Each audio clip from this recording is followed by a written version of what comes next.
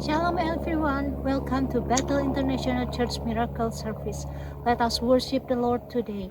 In this kind of setting, we reminded that the Lord is good and He's good and He's powerful. All creation worship Him. Let us pray. Father God, thank you so much that we can worship you. We can honor you. We look at our circumstances, but nothing is above you, Lord. Thank you, Father God.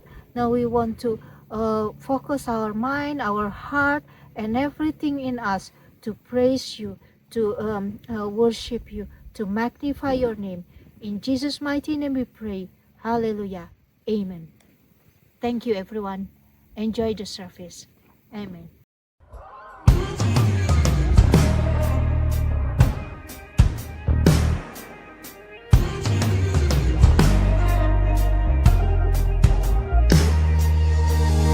Miracles when you move, such an easy things for you to do. Your hand is moving right now. You are still showing up at the tomb of every Lazarus. Your voice is calling me out right now. I know you're able, and my God, come through again. You can do all things. You can do all things but fail. 'Cause you never lost a battle. No, you never lost a battle. I know, you never will.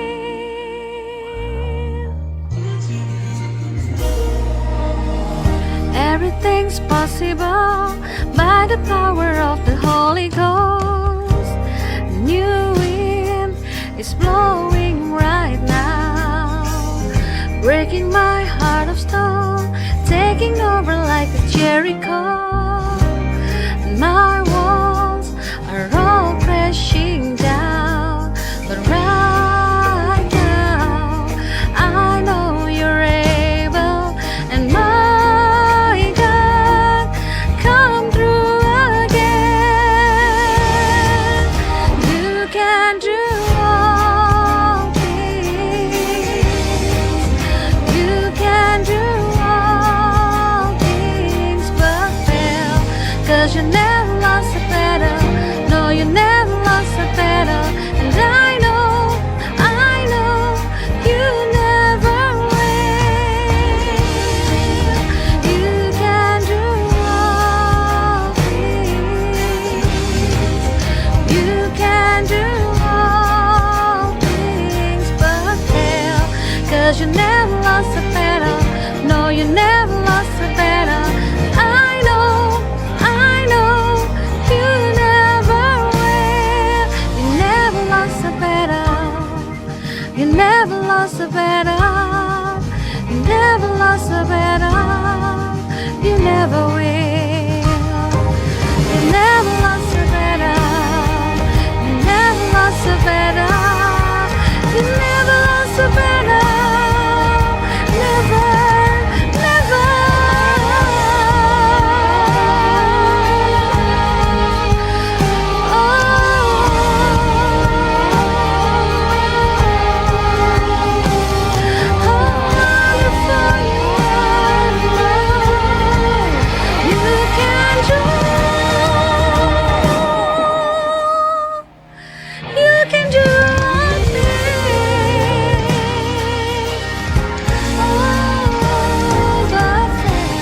Cause you never lost a battle.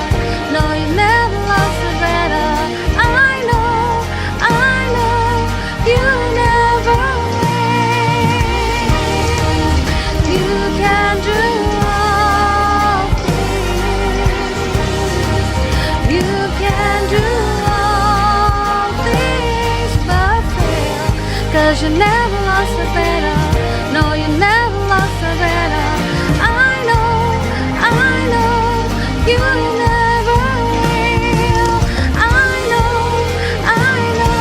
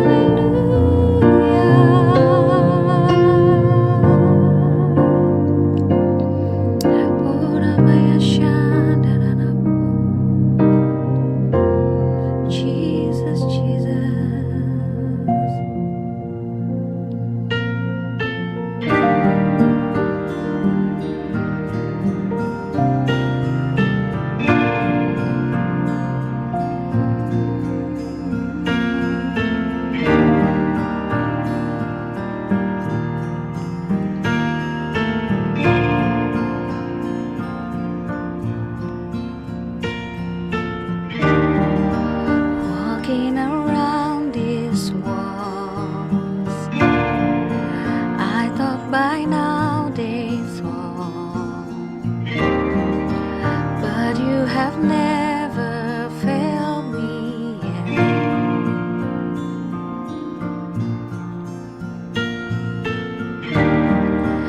Waiting for change to come, knowing the battle's won,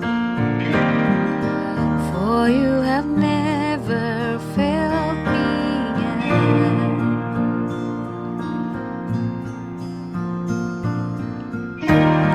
Your promise still stands, great is your faithfulness, faithfulness.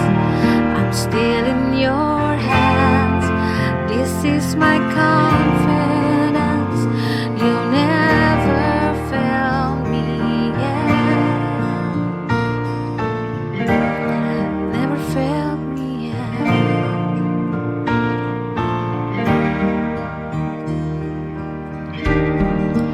I know the night won't last, your word will come to pass.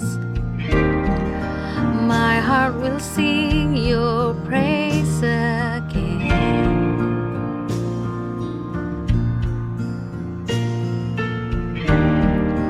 Jesus, you're still enough. Keep me within your love. My heart will sing your praise again. Oh, yes, it will. Your promise still stands.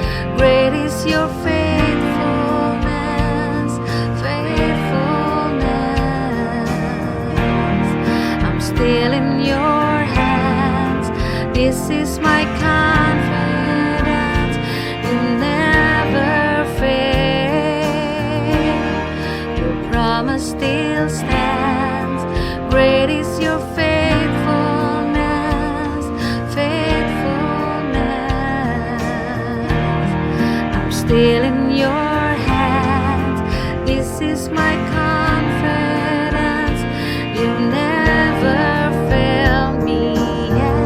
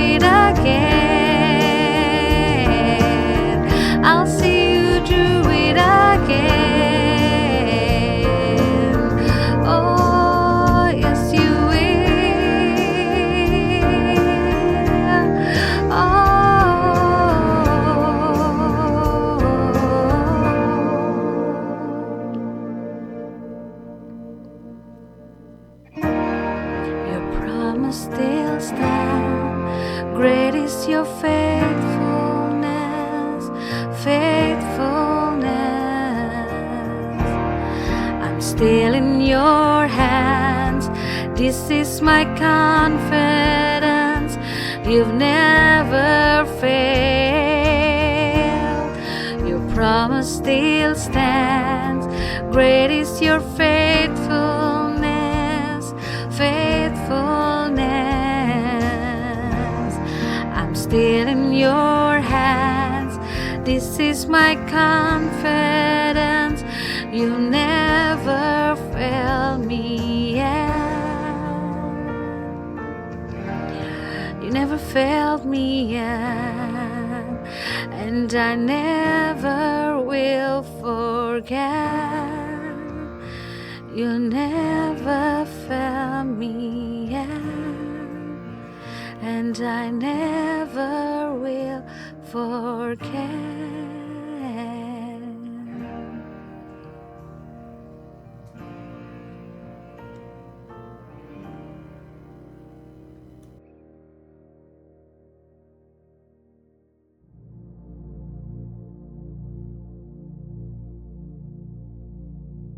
Salam semuanya. Wahyu 3 ayat 11 berkata, Aku datang segera. Peganglah apa yang ada padamu, supaya tidak seorang pun mengambil mahkotamu. Pesan Tuhan yang begitu kuat tentang aku datang segera. Untuk pertama kalinya saya terima tahun 2009. Pada waktu itu saya gemetar, bertanya kepada Tuhan, apa yang Tuhan akan lakukan dan apa yang harus kita lakukan. Tuhan tidak segera menjawab. Sekitar 6 bulan kemudian Tuhan berkata, Aku akan mencurahkan rohku. Aku akan mencurahkan rohku, kata Tuhan. Pada waktu aku mencurahkan rohku akan terjadi seperti yang terdapat dalam Yoel 2 ayat 28-32. Akan ada 3 tanda yang terjadi. Tanda pertama, anak-anak, pemuda, dan orang tua akan dipakai secara luar biasa. Ayat 28 dan 29. Yang kedua, akan terjadi mujizat-mujizat yang luar biasa. Ayat 30 dan 31. Dan yang ketiga, akan banyak orang yang berseru kepada nama Tuhan. Mereka yang berseru kepada nama Tuhan akan diselamatkan. Akan terjadi penuaian jiwa besar-besaran. Haleluya! Tuhan memberikan nama pencurahan Roh Kudus ini sebagai Pentakosta yang ketiga. Hari-hari ini Tuhan kembali berbicara kepada saya tentang aku datang segera. Saya merasakan dengan gemetar seperti yang terjadi pada tahun 2009. Saya terus-menerus dengan bertalu-talu berkata kepada Tuhan, Tuhan, berilah kepada saya kepekaan lebih lagi untuk mengerti isi hati Tuhan. Tuhan berbicara melalui Yeremia 33 ayat 3. Berserulah kepadaku, maka aku akan menjawab engkau dan akan memberitahukan kepadamu hal-hal yang besar dan yang tidak terfahami. Hal-hal yang tidak kau ketahui. Saya berseru-seru dalam doa, pujian, dan penyembahan bersama-sama siang dan malam. Open the eyes of my heart, Lord. Open the eyes of my heart. I want to see you. I want to see you. Open the eyes of my heart, Lord. Open the eyes of my heart. I want to see you. I want to see you. To see you high and lifted up, shining in the light of your glory. Pour out your power and love as we sing, Holy, Holy, Holy. Holy, Holy, Holy. Holy, Holy, Holy. Holy, Holy, Holy. I want to see you. Hari-hari ini Tuhan berbicara melalui pesan Tuhan Yesus kepada jemaat di Philadelphia. Pesan Tuhan Yesus kepada kita. Yang pertama, Dia, Tuhan Yesus, adalah yang kudus, yang benar, yang memegang kunci Daud. Apabila Ia membuka, tidak ada yang dapat menutup. Apabila Ia menutup, tidak ada yang dapat membuka. Karena itu mata kita harus tertuju kepada Dia. Mengandalkan Dia. Fokus hanya kepada Dia. Tuhan Yesus berkata kepada jemaat di Philadelphia, aku tahu segala pekerjaanmu. Lihatlah, aku telah membuka pintu bagimu yang tidak dapat ditutup oleh seorang pun. Aku tahu bahwa kekuatanmu tidak seberapa, namun engkau menuruti firman-Ku dan engkau tidak menyangkal namaku. Kalau kita menuruti firman Tuhan dan tidak menyangkal namanya, maka Tuhan akan berkata kepada kita, aku telah membuka pintu bagimu yang tidak dapat ditutup oleh seorang pun. Pintu yang selama ini tertutup akan dibuka oleh Tuhan. Mungkin itu pintu pelayanan, pintu pekerjaan, pintu persoalan yang tidak kunjung selesai, dan yang lain-lain. Menyangkal namanya bukan hanya dengan mulut saja, tapi juga dengan perbuatan kita. Kalau perbuatan kita tidak sesuai dengan iman kita sebagai orang percaya, orang akan bertanya, apakah kita itu pengikut Kristus atau bukan? Ini bisa dikatakan kita menyangkal namanya. Tuhan Yesus berkata kepada jemaat di Philadelphia, karena engkau menuruti firman-Ku untuk tekun menantikan aku, maka aku pun akan melindungi engkau dari hari pencobaan yang akan datang atas seluruh dunia untuk mencobai mereka yang diam di bumi. Aku datang segera. Peganglah apa yang ada padamu, supaya tidak seorang pun mengambil mahkotamu. Kalau kita menuruti firman Tuhan untuk tekun menantikan kedatangan Tuhan, Tuhan berjanji akan melindungi kita dari hari pencobaan yang akan datang atas seluruh dunia untuk mencobai mereka yang diam di bumi. Sesuai dengan referensi Alkitab Penuntun Hidup Berkelimpahan, seri The Full Life Study Bible, yang mengatakan mereka yang menjadi pemenang sebelum hari itu tiba akan dilindungi dari hari pencobaan melalui pengangkatan atau rapture. Haleluya! Kalau kita melihat keadaan dunia saat ini, kita harus percaya bahwa kita sedang menuju hari pencobaan itu. Dan akan terus makin hebat. Orang yang hidup pada saat Perang Dunia Pertama dan Perang Dunia Kedua pasti mengira bahwa hari pencobaan yang menimpa seluruh dunia seperti yang dimaksudkan kepada jemaat di Philadelphia sedang terjadi. Tetapi nyatanya hari pencobaan itu tidak terjadi. Hal ini dapat diterangkan sebagai berikut.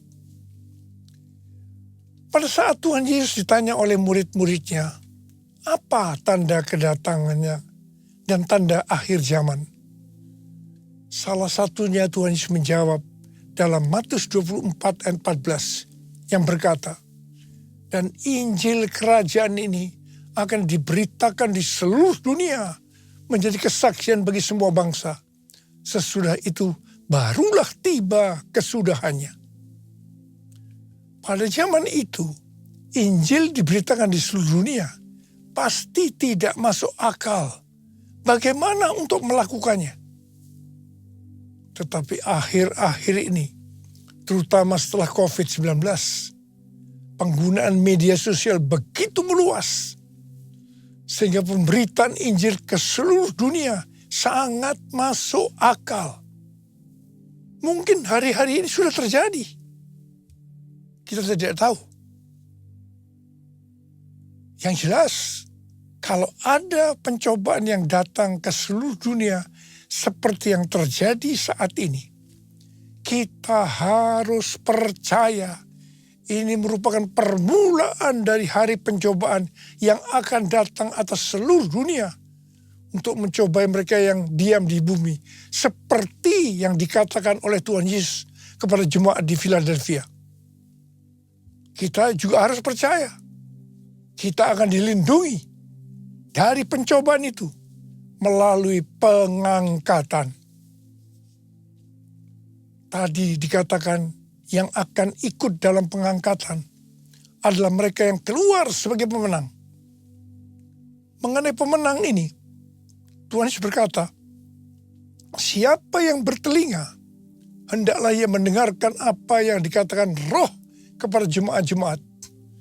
Siapa yang menang, artinya yang melakukan perintah Tuhan itu, akan masuk surga. Seperti pesan Tuhan Yesus mengenai jemaat di Philadelphia, di mana mereka menuruti firman Tuhan untuk tekun menantikan kedatangannya. Itu juga yang harus kita lakukan supaya menjadi pemenang, sehingga kita ikut dalam pengangkatan. Yesus memegangku dengan tangan kananmu. Yesus memberiku kemenangan. Yesus memegangku dengan tangan kananmu. Yesus memberiku kemenangan. Yesus memberiku kemenangan. Hal-hal yang harus kita lakukan supaya menjadi pemenang. Yang pertama, kita harus berjaga-jaga. Mengenai kedatangan Tuhan Yesus, Alkitab katakan, tentang hari dan saat itu, tidak ada seorang pun yang tahu. Malaikat-malaikat di surga tidak, dan anak pun tidak, hanya Bapa sendiri. Akan tetapi, tanda-tanda kedatangannya, Tuhan Yesus sudah memberitahu. Sesuai dengan tanda-tanda kedatangannya, maka waktunya sudah sangat-sangat singkat. Apalagi hari-hari ini Tuhan Yesus berpesan, Aku datang segera. Karena itu kita harus berjaga-jaga. Kita harus siap sedia. Karena Tuhan Yesus datang pada saat yang tidak kita duga. Hal yang kedua, agar kita menjadi pemenang, seperti yang terdapat di dalam Matius 24 ayat 46 dan 47 yang berkata, berbahagialah hamba yang didapati tuannya melakukan tugasnya itu ketika tuannya itu datang. Sesungguhnya aku berkata kepadamu, tuannya itu akan memberi dia wewenang atas segala miliknya. Menyambut kedatangan Tuhan Yesus, kita harus tetap melakukan tugas-tugas kita seperti dia akan datang 1000 tahun lagi. Tetapi kita berjaga-jaga seperti nanti malam dia datang. Jadi jangan ada yang berpikir Tuhan Yesus akan segera datang. Buat apa saya melakukan tugas dengan sungguh-sungguh? Karena semuanya itu akan ditinggalkan. Itu tidak benar. Lakukan tugas yang diberikan itu dengan sungguh-sungguh. Sehingga pada waktu dia datang, kita akan mendapat upah. Yang mau katakan amin. Sesuai dengan Matius 24 ayat 48 dengan 51, kita diingatkan agar tidak menjadi hamba yang jahat, yang berkata di dalam hatinya, Tuanku tidak datang-datang. Ia mulai memukul hamba-hamba lain dan makan minum bersama-sama pemabuk-pemabuk. Pada saat tuannya datang, pada saat yang tidak disangkanya, maka tuannya akan memenggal dia dan membuat dia senasib dengan orang-orang munafik. Di sana akan terdapat ratapan dan kertak gigi. Ini peringatan serius buat orang-orang percaya yang menganggap kedatangan Tuhan masih lama sehingga dia tidak berjaga-jaga. Hidup yang sembrono, hati-hati supaya tidak masuk neraka. Hal yang ketiga, agar kita menjadi pemenang, adalah jangan terjebak dengan tipu daya kekayaan, kenikmatan hidup, dan kekhawatiran dunia. Ini akan membuat kita tidak berbuah. Tuhan Yesus berkata, Akulah pokok anggur yang benar, dan Bapakulah tukang kebunnya. Setiap carang padaku yang tidak berbuah, dipotongnya. Dan setiap carang yang berbuah, dibersihkannya, supaya ia lebih banyak berbuah. Pada saat carang dipotong, dia akan jatuh ke tanah dan menjadi kering. Kemudian akan dikumpulkan orang dan dicampakkan ke dalam api, lalu dibakar. Orang yang tidak berbuah akan dicampakkan ke dalam neraka. Karena itu kita harus berbuah. Tuhan Yesus berkata dalam Yohanes 15:8, dalam hal inilah Bapa-Ku dimuliakan, bahwa kamu berbuah banyak, dan menunjukkan kamu adalah murid-murid-Ku. Galatia 5:22-23 berkata, namun buah roh ialah kasih, sukacita, damai sejahtera, kesabaran, kemurahan, kebaikan, kesetiaan, kelemah lembutan, dan penguasaan diri. Tidak ada hukum yang menentang hal-hal itu. Orang yang berbuah akan terus dibersihkan. Perhatikan ini. Agar lebih banyak berbuah. Kita terus akan dikuduskan melalui Roh Kudus, firman Allah, dan juga proses. Kita akan menjadi serupa dengan gambar Yesus. Artinya menjadi murid Tuhan Yesus. Hanya murid Tuhan Yesus yang masuk surga. Yesus, ku cinta Kau, cinta Kau. Yesus, ku cinta Kau, cinta Kau. Yesus, ku cinta Kau dengan segenap hati. Dengan segenap hati, dengan segenap hati. Hal yang keempat, agar kita menjadi pemenang, adalah kita harus memiliki kasih yang semula.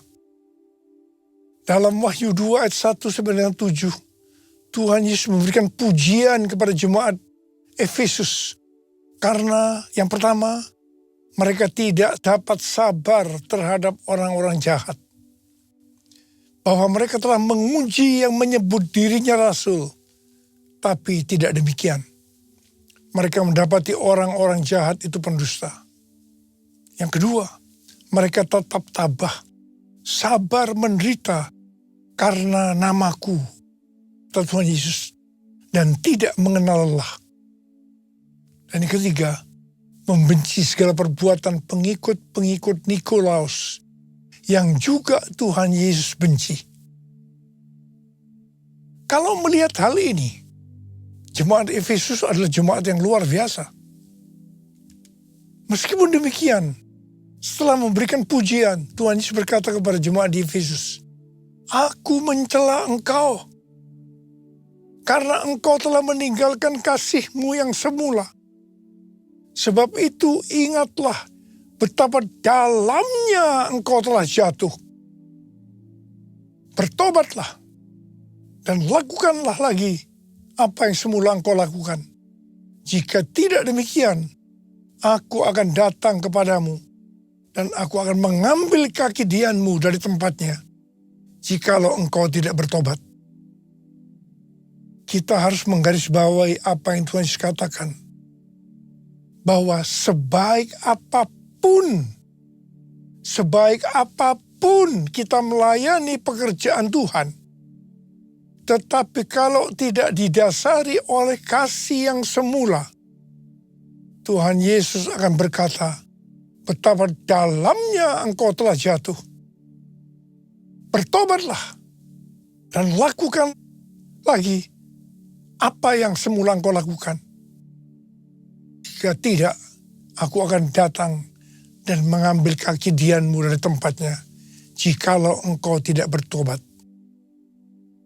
Sesuai dengan referensi Alkitab Penuntun Hidup Berkelimpahan, seri The Full Life Study Bible, yang dimaksudkan dengan aku akan mengambil kaki dianmu adalah menolak dan mengeluarkan dari dalam kerajaannya.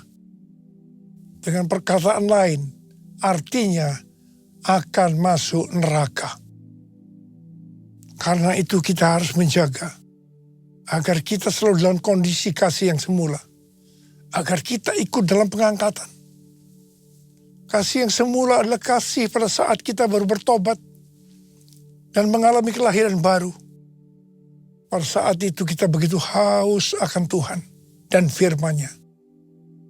Kita akan banyak berdoa, memuji dan menyembah Tuhan. Kita akan banyak membaca Alkitab dan hidup kudus.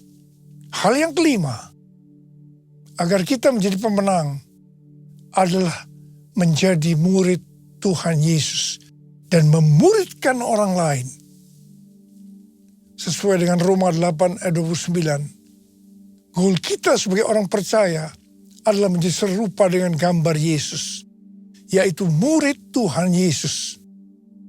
Sesuai dengan 1 Yohanes 2 ayat 6, murid Tuhan Yesus adalah mereka yang hidup sama seperti Kristus telah hidup. Tugas utama dari murid Tuhan Yesus tanpa memandang profesinya adalah menjadikan orang lain menjadi murid Tuhan Yesus. Ini adalah amanat agung Tuhan Yesus.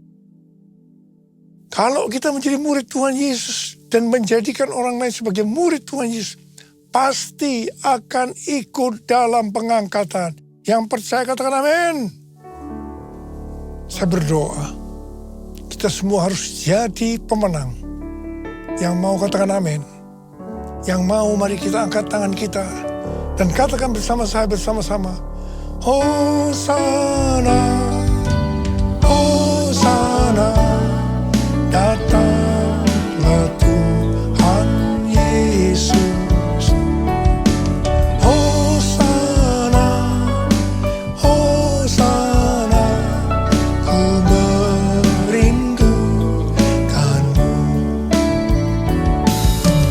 Hosana, Hosana, datanglah Tuhan Yesus. Hosana, Hosana, ku merindukanmu. Ku merindukanmu. Sembah Dia. Sembah Dia. Oh,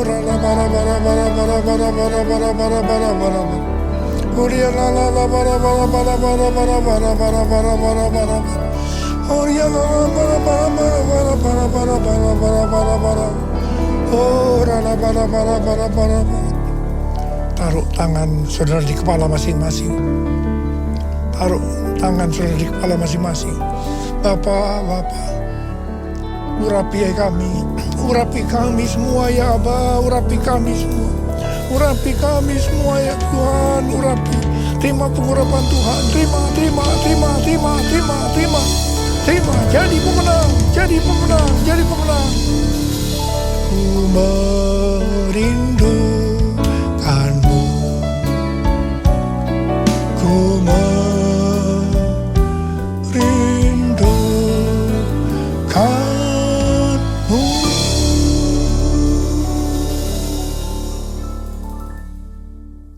Mari kita akan masuk dalam perjamuan kudus.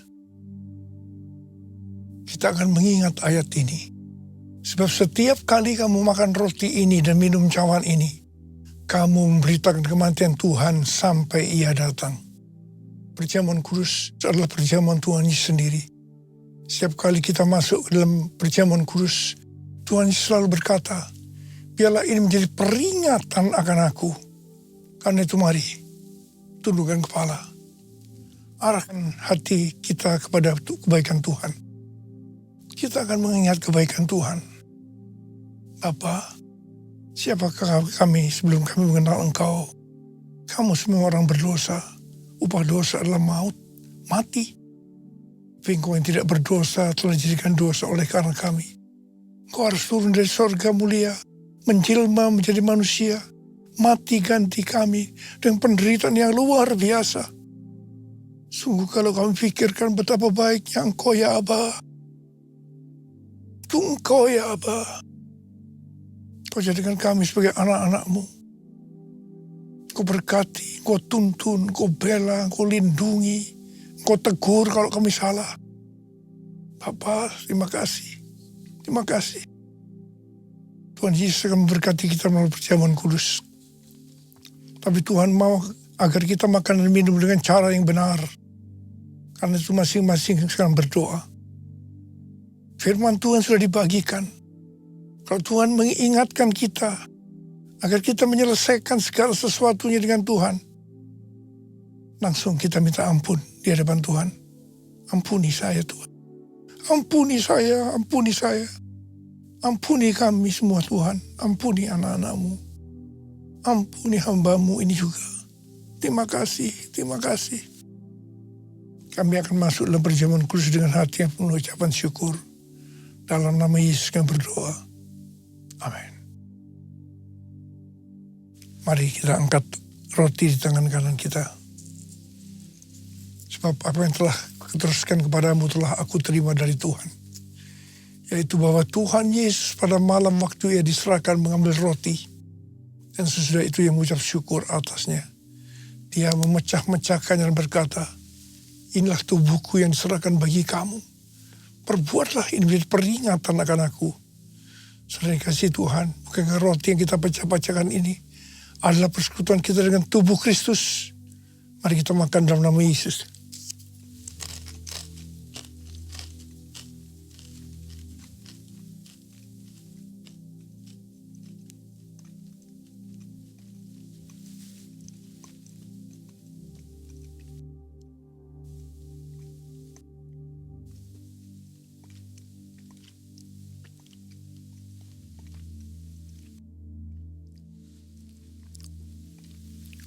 Angkat cawan di tangan kanan kita tinggi-tinggi. Kemudian juga yang mengambil cawan sudah makan lalu berkata, cawan ini adalah perjanjian baru yang dimeteraikan oleh darahku. Perbuatlah ini setiap kali kamu meminumnya menjadi peringatan akan aku.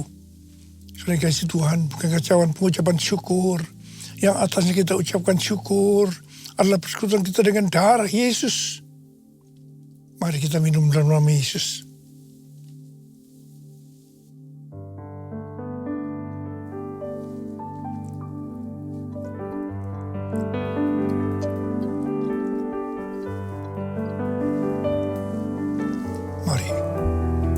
Saudara, ucapkan terima kasih. Ucapan syukur kepada Tuhan dengan suara, jangan diam. Terima kasih ya Tuhan. Terima kasih ya Tuhan. Terima kasih ya Tuhan. Terima kasih ya Tuhan. Oh, oh Jesus. Jesus. Angkat tangan saudara. sedang menyembuhkan kita semua. Sembuh dalam nama Yesus, sembuh dalam nama Yesus. Dibebaskan dalam nama Yesus, dipulihkan dalam nama Yesus. Terima kasih Tuhan, terima kasih. Sembuh, sembuh dalam nama Yesus. Sembuh, sembuh. Terima kasih Yesusku, terima kasih Yesusku. Puji syukur hanya bagi Tuhanku. Terima kasih Yesusku, terima kasih Yesusku. Puji syukur hanya bagi Tuhanku.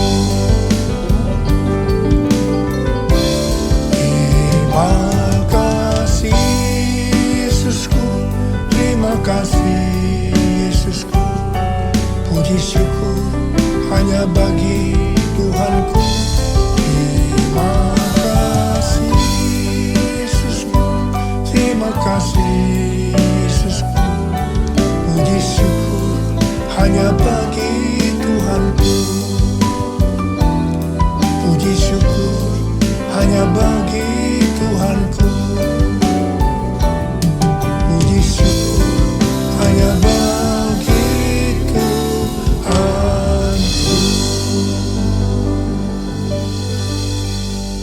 Mari angkat tangan saudara, terima berkat Tuhan. Kasih karunia berlimpah-limpah daripada Allah Bapa dalam Anak yang tunggal Yesus Kristus. Persekutuan yang manis dengan Roh Kudus menyertai kita semua mulai hari ini sampai Tuhan Yesus datang menjemput kita di awan-awan dan bahkan sampai selama-lamanya. Yang percaya bersama-sama katakan amin.